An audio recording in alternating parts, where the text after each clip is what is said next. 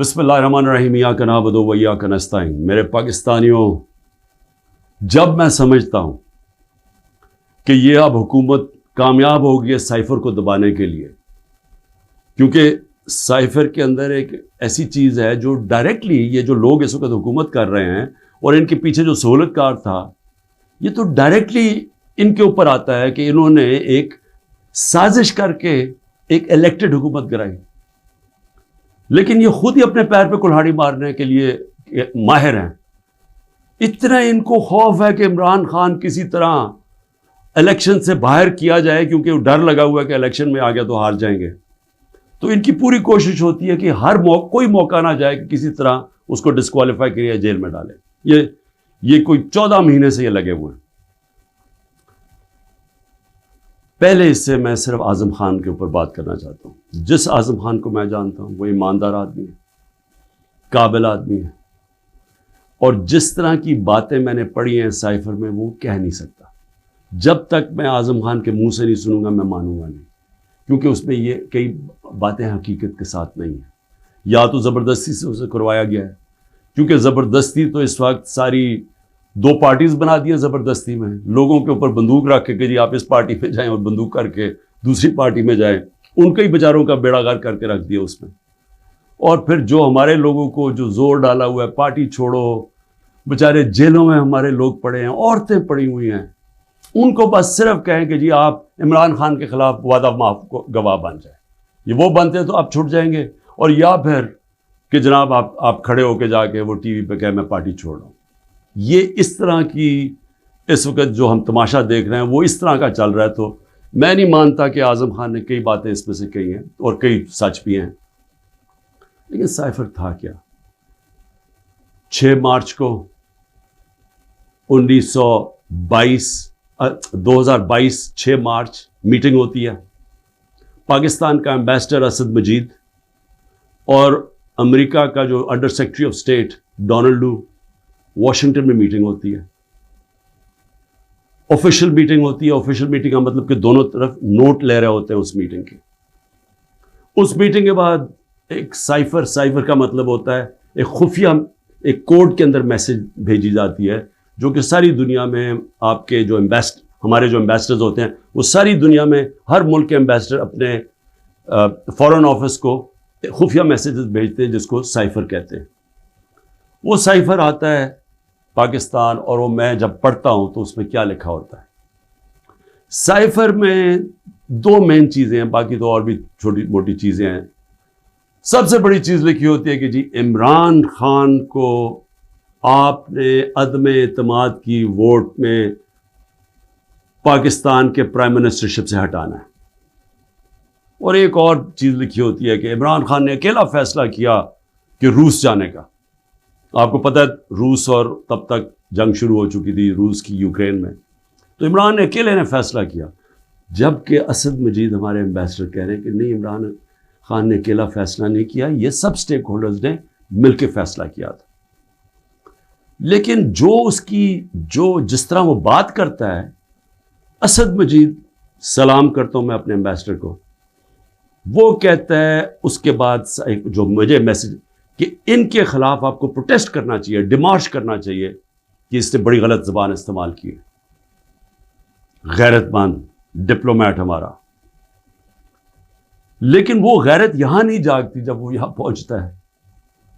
Cipher जाता है army chief के पास भी, फॉरेन ऑफिस में भी, मेरे पास भी आता है। मैं जब वो देखता हूं मैं हैरान हो जाता हूं कि इसकी जुर्रत कैसे पड़ी है लिखने की। ये कैसे कह सकता है? और फिर जब मैं ये देखता हूं कि ये कह रहा है एक एम्बेसडर को कि अपने प्राइम मिनिस्टर को आपने हटाना है, तो फिर मैं देखता हूं कि ये मेरे लिए तो नहीं है। एम्बेसडर तो मुझे जवाब दे है, तो मुझे कौन हटा सकता है? पाकिस्तान में मुझे कौन हटा सकता था? एक ही आदमी, जनरल बाजवा। साइफर तो जनरल बाजवा के लिए है, उसने भेजा है। तो मुझे वहां से पहले से होता है कि अब तक हमें लोग कह रहे हैं, मुझे खबरें आती रहती थी कि जनाब फैसला हो गया आपकी गवर्नमेंट हटाने को। मुझे रिपोर्ट आ रही रहती है, आईबी वाले मुझे आके बताते थे कि जी देखें शहबाज शरीफ की खुफिया मीटिंग्स हो रही हैं, बीच में इनके लोग पड़े हुए हैं, जनरल बाजवा की कोई फादर इन लॉ उनके घर मीटिंग्स हो रही हैं, ये सारी मुझे खबरें आ रही थी। लंदन किसी को भिजवाया जा रहा है, तो मैं मानता नहीं था। मैं जनरल बाजवा को जब मिलता तो वो कहते थे हो ही नहीं सकता, हम तो कॉन्टिन्यूटी चाहते हैं। और मैं भी अपने आप को होता हूँ कि मैं मान जाता था, लेकिन जब ये साइफर आया तो तब मुझे हुआ कि ये तो इसके बगैर हो ही नहीं सकता।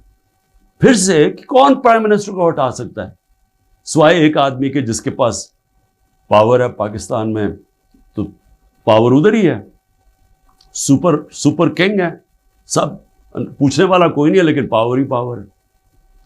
उसके बाद अगले दिन अदम एतमाद असेंबली में टेबल हो जाती है और एकदम हमारे लोग हिलना शुरू हो जाते हैं, और फिर हमारे इत्तेहादी वो भी एकदम हमारे से खुश नहीं होते। लेकिन ये याद रखें कि ये टाइम कौन सा था? ये वो टाइम था जब पाकिस्तान की इकॉनमी 17 साल में सबसे बेहतर इंप्रूव कर रही थी। इकोनॉमिक सर्वे उठा के देख लें आप, सारे इकोनॉमिक इंडिकेटर्स देख लें, हम बड़े मुश्किल वक्त से निकले थे, बैंकरप्ट इकॉनमी मिली, 2 साल कोरोना आ गया, दुनिया ने तारीफ की कि पाकिस्तान वो मुल्क है जो टॉप 3 मुल्क है जिन्होंने सबसे बेहतर कोरोना, इतनी बड़ी वबा, इतने बड़े क्राइसिस से डील किया। जबकि हिंदुस्तान में तबाही आई, ईरान में तबाही आई, साथ वाले मुल्क, पाकिस्तान की तारीफ दुनिया करती थी।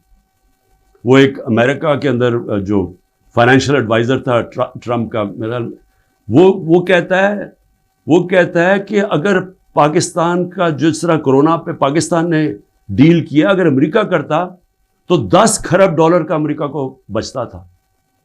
तो उधर से निकले, इकॉनमी ग्रो कर रही है, इंडस्ट्री ग्रो कर रही है, तो एकदम ही अदम एतमाद किधर से आ गई। तो जिसको मैसेज दी थी उसने अपना काम शुरू कर दिया, एजेंसीज ने काम शुरू कर दिया, हमारे लोगों को मैसेजेस आनी शुरू हो गई कि जनाब ISI के लोग एक्टिव हो गए।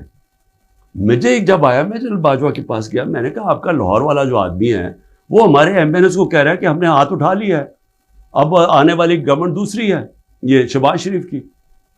मैं जनरल बाजवा को, वो अच्छा उसने कहा है, मैं अभी उससे फारग करता हूं।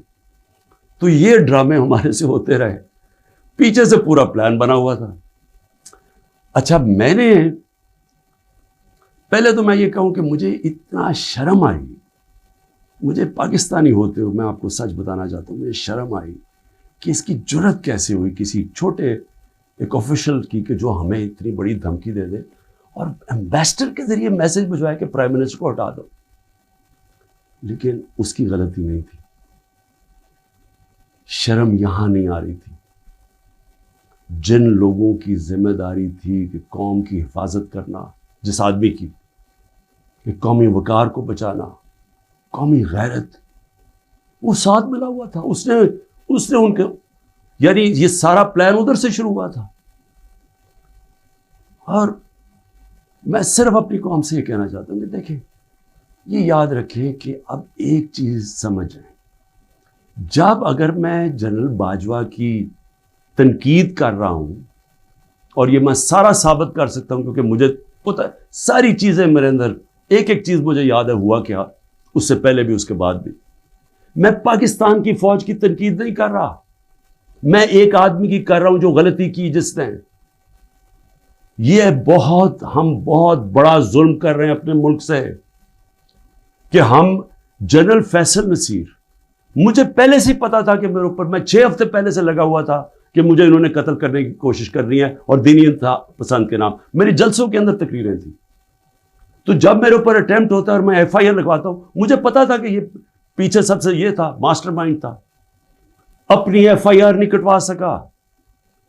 जब JIT के अंदर यह साबित हो गया कि एक ने 3 शूटर थे, तो जो सारा हुकूमत का जो इन्होंने कोशिश कर रहे थे कहने की जी दीनी इंतहा पसंद है, वो जब सारा वो इनका नैरेटिव ही खत्म हो जाता है, तो इन्होंने JIT को सैबोटाज किया और फिर मेरे ऊपर गद्दारी का पर्चा कर दिया है कि जनरल फैसल नसीर को मैंने डर्टी हैरी क्यों कहा, साइकोपैथ क्यों कहा, मेरे ऊपर गद्दारी का पर्चा लग जाता।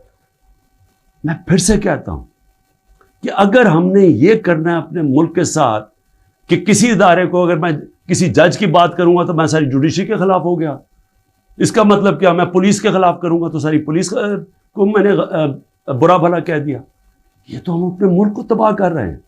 ये प्लीज मेरी कौम, प्लीज आप ये समझ जाएं एक बात, अगर माशरे से आप तनकीद खत्म करते हैं, आप माशरे की कब्र खोद देते हैं। क्योंकि इस्लाहत होती कैसे है, इंक्वायरी क्यों होती है? हमूदुर रहमान इंक्वायरी, जब हमारा मुल्क टूटा, ईस्ट पाकिस्तान टूटा, तो जब वो इंक्वायरी हुई, अगर उसके ऊपर अमल होता कि ये हमने गलतियां की हैं, अपनी इस्लाहत करते, तो उसके बाद पाकिस्तान बड़ी गलतियों से बच जाता। लेकिन जुर्रत ही नहीं थी फेस करने की तनकीद। हमने वो इतना बड़ा जुल्म किया कि 25 साल के बाद वो किधर निकली? हमुदुरबान हिंदुस्तान के अंदर। अब जब ये हुआ, मैं कहता गया, मैंने सारों को कहा कि इतना बड़ा जुल्म हो रहा है तो इसके ऊपर इंक्वायरी हो। मैंने चीफ जस्टिस साहब को मैंने वो साइफर भेजा कि जी इसके ऊपर इंक्वायरी करवाएं। नेशनल सिक्योरिटी काउंसिल के सामने रखा, नेशनल सिक्योरिटी काउंसिल के सामने 30 मार्च को मैंने रखा कि जी ये है, सारे आर्मी चीफ्स बैठे हुए थे, सर्विस चीफ्स बैठे हुए थे, सबके सामने रखा कि ये उसने लिखा है और आपका एम्बेसडर कह रहा है कि इनको प्रोटेस्ट करो कि ये किसी की जरूरत नहीं होनी चाहिए इस तरह का, किसी भी एक मुल्क को, आज़ाद मुल्क को इस तरह का ज़बान इस्तेमाल करनी। उन्होंने कहा जी हाँ, मुदाखलत तो हुई है, तनकीद की, अमेरिका को प्रोटेस्ट भी किया नेशनल सिक्योरिटी काउंसिल ने 30 मार्च को। मैंने पार्लियामेंट में लेके गया कि इन कैमरा मीटिंग करवाई, मैंने कहा इनके सामने रखो। ऑपोजिशन को लीडर ही नहीं आया उस मीटिंग पे, शहबाज शरीफ, आसिफ ज़रदारी, इन्होंने बॉयकॉट कर दी। क्योंकि मिले हुए थे साथ, ये इसका हिस्सा थे, ये साजिश का हिस्सा थे। क्योंकि क्या ये पाकिस्तान के प्राइम मिनिस्टर के खिलाफ एक आदमी कह रहा है कि इसको हटाओ, तो क्या ये इमरान खान छोड़े किसी भी मुल्क को इजाजत देता है ऐसे? क्या ईरान के अंदर किसी की जरूरत है कि उनके एम्बेसडर को कह के जाके अपने प्रेसिडेंट को हटा दे? या हिंदुस्तान में किसी की जरूरत है कि कहे कि ये एम्बेसडर कह के जी नरेंद्र मोदी को हटा दे? कौमी गैरत होती है, कौमें गैरत के ऊपर खड़ी होती हैं, कौम गैरत स्टैंड लेती हैं, मुश्किल वक्त गुजारती हैं और मजबूत हो जाती हैं।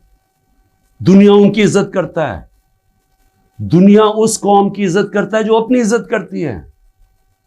जब एक आम ऑफिशियल इस तरह का स्टेटमेंट दे और मैं उसके ऊपर कुछ हो ही ना, यानी नेशनल सिक्योरिटी काउंसिल में हैरान हो गया कि सिर्फ जी हम डिमार्च करते हैं। आप इंक्वायरी करनी चाहिए थी, पूछना चाहिए था, लिखना चाहिए था, इसने क्यों ये कहा? और इंक्वायरी जब होनी थी तो एक आदमी ने सामने आ जाना था, जनरल बाजवा ने। मुसलसल ये जनाब इनकी मीटिंग्स होती थी, इनकी वो चार्ज रिफेयर से मिलते थे। क्या आईएसआई को नहीं पता था कि पिछले 3 महीने के अंदर हमारे पार्लियामेंटेरियंस, हमारे पीटीआई के बैक बेंचर्स और ये ऑपोजिशन लीडर से बार बार अमेरिकन एम्बेसी में जा रहे थे?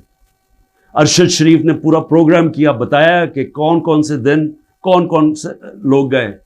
राजा रियाज का बताया गया, क्या राजा रियाज वहां फॉरेन पॉलिसी डिस्कस करने गया था?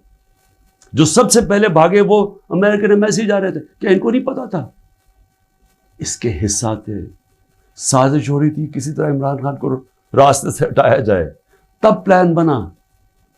और मुझे इतने अफसोस से कहना पड़ता है कि किसी को, जो भी लोग ये देख रहे थे कि यहां, मैं सोचा कि क्या इनको कोई इनको नहीं है कि पाकिस्तान एक बड़ी ख्वाब का नाम था। पाकिस्तान का मतलब क्या? ला इलाहा इल्लल्लाह। मेरे अपने कोई लोग कह रहे हैं इमरान साहब ये आप साइफर ना उठाएं पब्लिक में, अमरीकी नाराज हो जाएंगे। मैं पब्लिक में जाके, मैं क्यों पब्लिक को बताया? मैं अपनी कौम को बताना चाहता था, क्योंकि कौम गैरतमंद है, कौम खड़ी हो गई साथ। ये सियासी तौर पे नहीं मैं कर रहा, मैं एक वो पाकिस्तानी हूं जो इस मुल्क के जो ख्वाब था मैं उसमें बिलीव करता हूं कि ला इलाहा इल्लल्लाह, कोई नहीं है खुदा सिवाय अल्लाह के। मैं कोई किसी की गुलामी नहीं करने के लिए तैयार। और मैं आपको ये अमेरिका का भी बता दूं, देखें, अमेरिका की एक बात समझ है, अमेरिका जो है वो अपने मफाद के लिए फैसले करता है, वो दोस्तियां नहीं निभाता। अमेरिका अपने इंटरेस्ट को प्रोटेक्ट करता है। हमारा काम है हम अपने इंटरेस्ट प्रोटेक्ट करें। जब वॉर ऑन टेरर में मैंने मुखालफत की कि हमें अमेरिका की जंग में नहीं शामिल होना चाहिए, उठा ले मेरी स्टेटमेंट्स, मैं हर बार कहता रहा कि ये हमारी जंग नहीं है। मैं क्यों कह रहा था? मैं अपने लोगों के लिए कह रहा था। मुझे अमेरिका ने बाहर एंटी अमेरिकन कहना शुरू कर दिया, पाकिस्तान में मुझे उन्होंने तालिबान खान कहना शुरू कर दिया कि जी देखें हमारी अपनी गवर्नमेंट मुझे, यानी हमारा जो उस वक्त जनरल मुशर्रफ ने कहा जी ये तो दाढ़ी के बगैर दहशतगर्द है। मेरा क्या मकसद था कि आपने 80 की दिहाई में लोगों को कहा कि जब भी फॉरेन ऑक्यूपेशन हो, यानी कि कोई दूसरा अफगानिस्तान के ऊपर बाहर से रूस ने कब्जा किया हुआ है तो वो जहाद है, और जब अमेरिका कब्जा करता है आप कहते हैं अब दहशतगर्दी है। मैं उनको समझा रहा था कि इसका फॉल आउट आएगा पाकिस्तान के ऊपर। 80,000 पाकिस्तानी मार गए,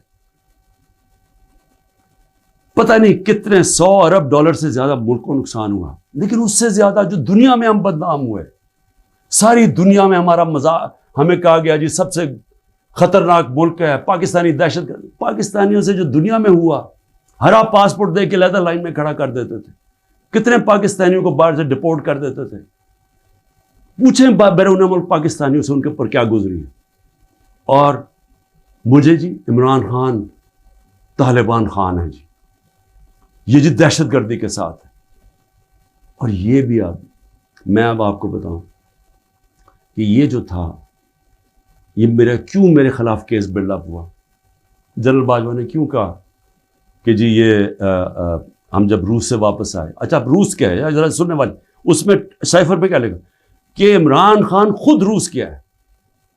कि मैं इमरान खान ने खुद रूस क्यों जाना था?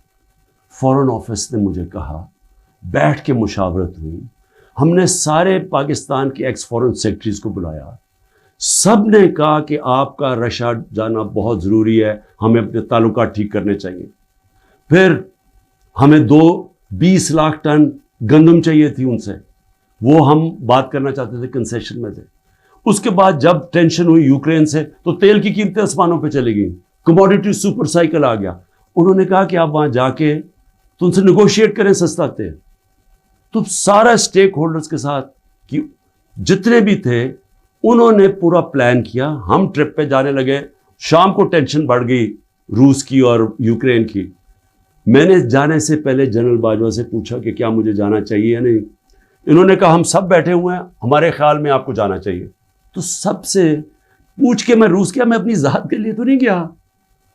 तो वापस आया तो जनाब जनरल बाजवा ने उसके 2 दिन बाद कि जी मजम्मत करो कि जो रूस चला गया। वहाँ फॉरेन ऑफिस भी बैठा, हमारे मेन लीडर्स बैठे हैं। हमने कहा कि हिंदुस्तान तो मजम्मत नहीं कर रहा, वो तो उनका स्ट्रेटेजिक एलाय है, वो तो नहीं कर रहा, हम क्यों करें। और हम उनसे डील करके आ गए थे सस्ता तेल पे और सस्ती गंदम पे। उसके बाद जाके एक नेशनल सिक्योरिटी का सेमिनार हो रहा है, जनरल बाजवा में बैठ के कहता है जी इमरान खान हम रूस की सख्त मजम्मत करते हैं। गवर्नमेंट की पॉलिसी के खिलाफ जाके स्टेटमेंट दे देता है। उसके बाद हुसैन हक्कानी की ट्वीट आती है, वो कहता है जनरल बाजवा प्रो अमेरिका है और इमरान खान एंटी अमेरिका है। बाद में हमें पता चलता है कि हमने $30,000 दे के हुसैन हक्कानी को जनरल बाजवा ने हायर किया हुआ था हमारी गवर्नमेंट के दौरान। वो बाद में जब उनका फेरा, उनका एक अदारा होता है जो आपको रजिस्टर करना पड़ता है लॉबीज को, उसमें पता चलता है बाद में हमें। तो मेरा अपना ही आर्मी चीफ मेरे खिलाफ लॉबी कर रहा था, उनको बता रहा था मैं कितना बुरा हूं। मैं सिर्फ आज ये कहना चाहता हूं कि देखिए मेरे पाकिस्तानियों, जो जिधर आज हम खड़े हैं, हमें पहले फैसला करना चाहिए कि क्या हमने बेकारियों की तरह, एक चूंटियों की तरह बाकी ज़िंदगी गुजारनी है पाकिस्तानी होते हुए। जिस तरह हम जा रहे हैं तो कोई मुस्तकबिल नहीं है।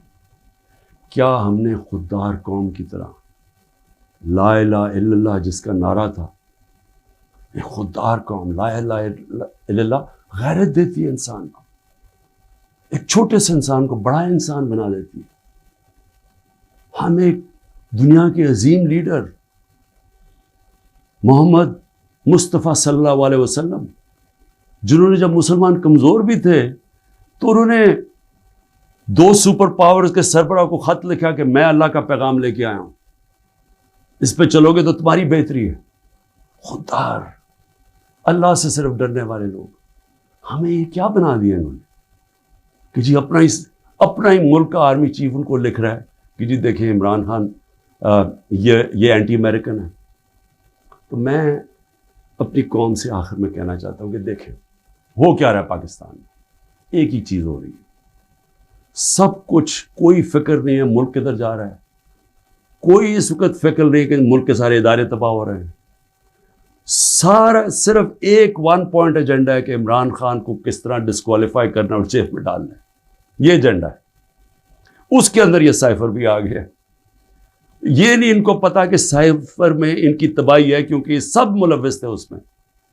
ये शहबाज शरीफ भी था, जरदारी भी था, सारों को पता था साइफर का, सारे मीटिंग्स कर रहे थे अमरीकनों के साथ। और इसके अंदर जो जनरल बाजवा का रोल है वो सबके सामने आएगा कि उन्होंने क्या रोल था इसका, और कैसे एक हुकूमत जो इतने सालों के बाद सही परफॉर्म कर रही थी, जो इकॉनमी हमारी आगे जा रही थी, उसको गिरा के एक वो चोरों को ऊपर लेके आए हैं जो 30 साल मुल्क को चोरी कर रहे थे, लूट रहे थे, जो 30 साल मुल्क को, जो खुद जनरल बाजवा हमें बताते थे, जो मुल्क की एस्टेब्लिशमेंट जिनकी चोरियों की बताती थी, जो एक दूसरे की चोरियों का बताते थे, जिनकी इंटरनेशनल दुनिया में उनकी चोरियों के अखबारों में और किताबों में जिनका नाम आता था, उनको लाके ऊपर बैठा दिया। इंक्वायरी सबसे बड़ी ये होनी चाहिए इस साइफर के ऊपर, जो FIA नहीं कर सकती। अगर सही इंक्वायरी करवानी है ताकि हम आगे ये गलतियां ना करें, तो इंक्वायरी ये होनी चाहिए कि ये साजिश में कौन कौन शरीक था, कि गवर्नमेंट गिरा के एक मुल्क की इकॉनमी की तबाह किया, आज पाकिस्तान को घुटनों पे रख दिया। आज अगर हम इनकी मदद ना करते और IMF से ना कहते कि आपकी स्टैंड बाय एग्रीमेंट के हम साथ हैं, तो पाकिस्तान डिफॉल्ट कर गया था। डिफॉल्ट करने का मतलब कि आज लोगों का माशी कत्ल हो जाना था, जो हो चुका है। इससे दुगनी महंगाई हो जानी थी, बेरोजगारी यानी सारा जो हमारी बाहर से फाइनेंसिंग खत्म हो जानी थी, जो आगे आज ही बुरे हालात हैं, इससे दुगने हो जाने थे। कौन जिम्मेदार है इसका? इंक्वायरी ये होनी चाहिए कि किसने क्या, किस प्लेयर ने क्या क्या रोल प्ले किया, ये इंक्वायरी होनी चाहिए।